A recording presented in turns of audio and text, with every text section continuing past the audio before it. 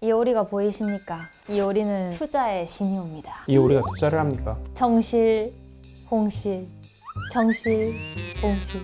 투자를 잘할 수 있게 도와주는 오리입니다. 머리를 쓰다듬으면서 외쳐주시옵소서. 홍실, 홍실, 홍실, 홍실. 오늘도 사연이 들어와 있습니다. 마이너스 통장 500만 원을 빌려 비투했는데 전부 잃었어요. 월급 받은 걸로 투자를 하는 게 좋을까요? 빚부터 갚는 게 좋을까요? 1년 전 마이너스 통장에서 500만 원을 빌려 코인에 투자한 뒤 전부 잃은 30대 남성입니다. 현재는 원금을 갚지 않고 이자만 내고 있는 상태인데요. 일단 월급을 받아 생기는 수익으로는 다우지수 연계 ETF에 매달 정기적으로 투자를 하고 있습니다. 500만 원은 나중에 목돈이 들어올 일이 생기면 갚으려고요. 이자율이 높지 않아서. 저 이렇게 투자해도 괜찮은 걸까요? 아니 0에서 시작해서 마이너스가 난 것도 아니고 마이너스로 시작을 했다니. 마이너스로 시작해서 그걸 0을 만들었으니까 다시 마이너스가 더 커진 거잖아요. 그러니까요. 일단 매매부터 때려야 될 것 같아요. 매매부터 때려야 한다고요? 매매요, 매매. 아, 매매부터 때려야 된다고요? 매매부터 때려야 된다고 하는 줄 알았지 않습니까? 사연자가 월급으로 지금 빚부터 갚는 게 좋을지 아니면 투자를 계속해도 좋을지 매매 내역을 먼저 보면서 생각을 해보시죠.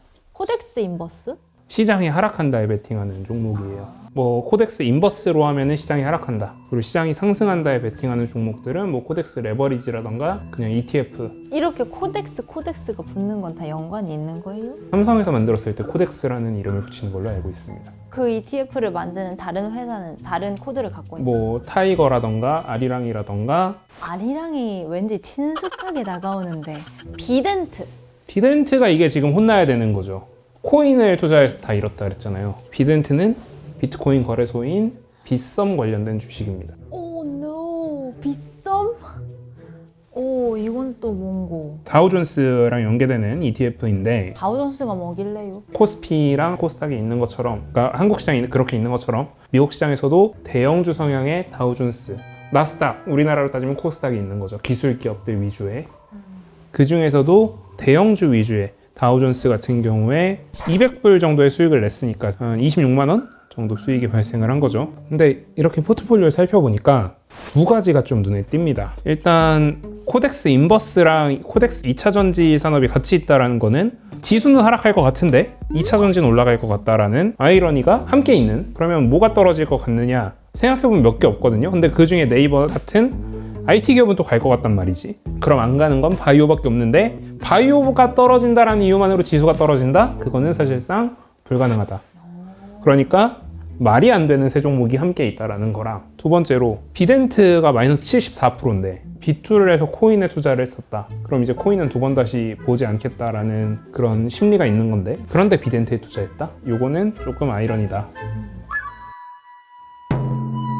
사연자분 만나볼까요? 만나봐야죠. 사연자분 간단하게 소개 좀 부탁드립니다. 네, 저는 언젠가는 꼭 재테크로 성공해서 어깨 딱 펴고 살고 싶은 30대 직장인 거북남입니다. 거북남이요? 거북목이신가요? 살짝 거북목이 있긴 한데 그런 의미보다는 어깨 딱 펴고 살고 싶은 그런 꿈을 담아서 지금 현재의 모습은 거북남입니다. 어깨가 위축되면 거북목이 될 수밖에 없습니다. 맞습니다. 치료를 해드리겠습니다. 카도님 예. 질문해 주시죠.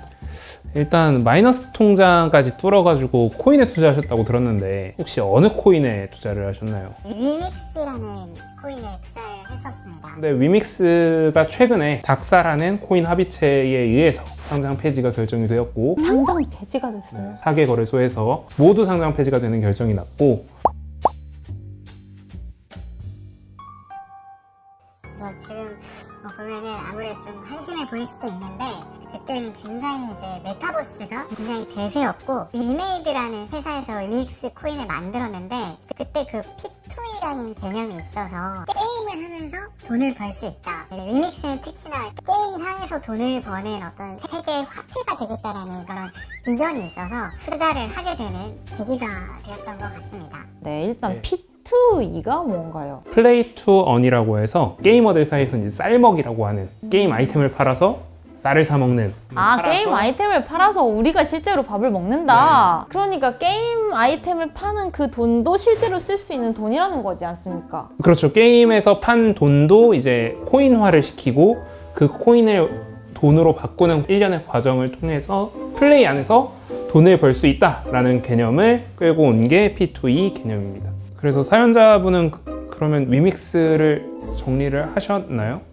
지금 이제 정리를 한 건 아니고 국내의 어떤 거래소에서는 더 이상 거래가 될 수 없기 때문에 이제 그 카카오 지갑에 이제 코인을 옮겨 놓은 상태입니다. 이미 또 많이 떨어진 상태이다 보니까 정리하는 것이 큰 의미는 없는 상태라서 포트폴리오를 보니까 가장 큰 손실 비율이 비덴트이고 지금 코인 관련된 손실도 지금 꽤 크실 텐데 왜 비덴트는 계속 가지고 계신 건지. 코인이 굉장히 이제 유동성이 높은 그 시기에 동시에 가치 투자를 했던 거고 근데 이제 코인도 그렇고 비덴트도 그렇고 가치가 많이 떨어지다 보니까 그걸 두 가지 다 정리하지 못한 그런 상태라고 말씀드릴 수 있을 것 같습니다.